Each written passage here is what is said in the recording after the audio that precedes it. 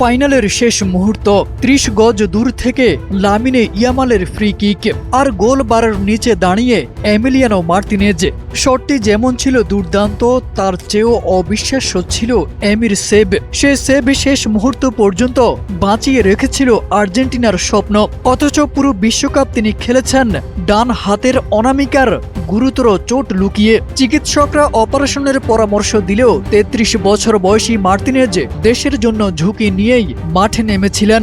অনুশীলনও ঠিকমতো করতে পারেননি, তবুও কোচ লিওনেল স্কালোনির বিশ্বাস ছিল অটুট। টুর্নামেন্টে 2 ক্লিন শিটের পর 5 ম্যাচে 7 গোল হজম করায় সমালোচনাও শুনতে হয়েছে তাকে, কিন্তু ফাইনালে যেন ফিরে এসেছিলেন সেই পুরনো এমি। ম্যাচ জুড়ে স্পেনের একের পর এক আক্রমণ ঠেকিয়ে এমি করেন অবিশ্বাস্য 11টি সেভ।